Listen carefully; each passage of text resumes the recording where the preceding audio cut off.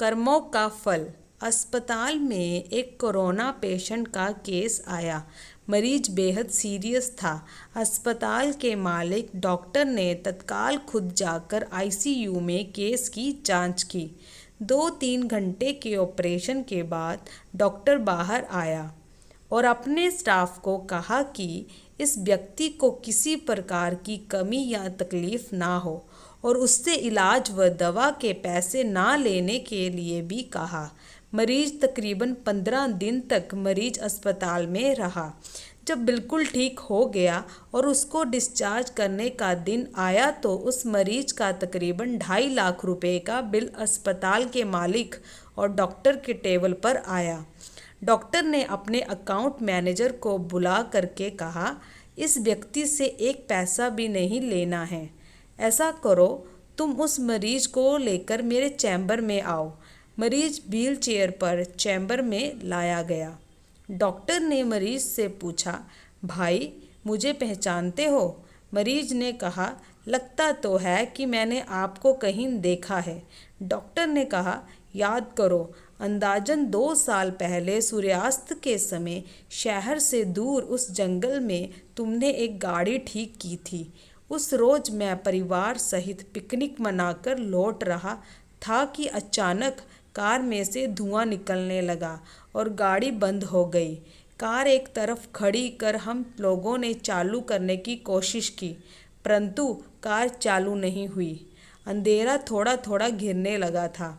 चारों ओर जंगल और सुनसान था। परिवार के हर सदस्य के चेहरे पर चिंता और भय की लकीरें दिखने लगी थी और सब भगवान से प्रार्थना कर रहे थे कि कोई मदद मिल जाए। थोड़ी ही देर में चमत्कार हुआ। बाइक के ऊपर तुम आते दिखाई पड़े। हम सब ने दुआ की कि नज़र से हाथ ऊंचा करके तुमको रुकने का इशारा किया। तुमने बाइक खड़ी करके हमारी परेशानी का कारण पूछा।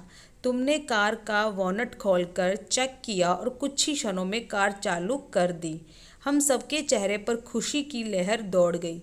हमको ऐसा लगा कि जैसे भगवान ने आपको हमारे पास भेजा है, क्योंकि उस सुनसान जंगल में रात गुजारने के ख्याल मात्र से ही हमारे रोंगटे खड़े हो रहे थे। तुमने मुझे बताया था कि तुम एक गैराज चलाते हो।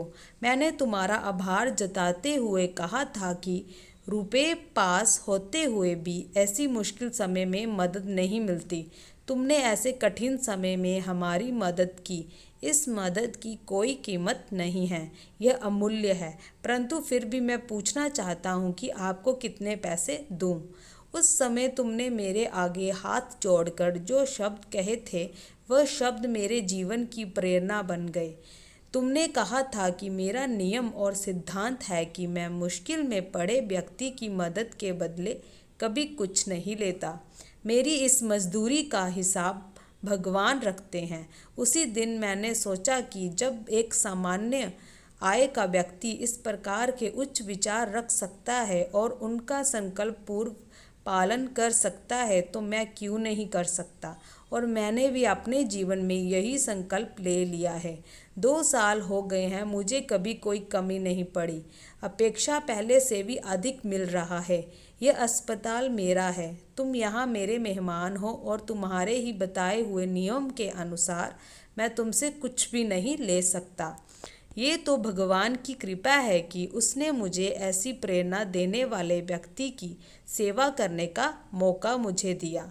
ऊपर वाले ने तुम्हारी मजदूरी का हिसाब रखा और वो हिसाब आज उसने चुका दिया। मेरी मजदूरी का हिसाब भी ऊपर वाला रखेगा और कभी जब मुझे ज़रूरत होगी वो ज़रूर चुका देगा।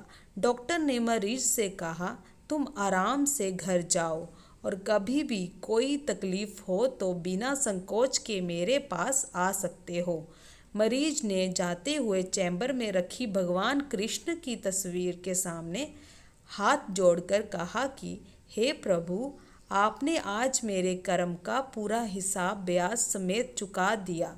इस मोटिवेशन कहानी से आप समझ गए होंगे कि कर्मों का फल हमारा पीछा नहीं छोड़ता। इसलिए ज़िंदगी में बहुत ज़रूरी है कि आप दूसरों के साथ अच्छा व्यवहार करें। हर किसी की परेशानी को समझें, किसी के साथ बुरा ना करें, क्योंकि जैसा बीज हम बोते हैं वैसी ही फसल हमें मिलती है। आप जैसा दूसरों के साथ करेंगे वो किसी न किसी रूप में आपके पास लौट कर आ ही जाएगा। फिर चाहे आप किसी को नफ़रत दें या फिर प्यार, ज़िंदगी को बिना लड़ाई झगड़ों के भी जिया जा सकता है। किसी को अपनी गुस्से से समझने से बेहतर है कि आप उस बात को प्यार से समझाएं। हमेशा याद रखें, अच्छे कर्मों से ही इंसान महान बनता है। अच्छे कर्म करने के लिए हमें किसी ट्रेनिंग की ज़रूरत नहीं पड़ती है, बस हमें अपनी सोच और समझ को अच्छा करना होता है। अगर आपको मेरी ये कहानी अच्छी लगी हो तो मेरे चैनल को लाइक, सब्सक्राइब, शेयर ज़रूर कीजिएगा। धन्यवाद।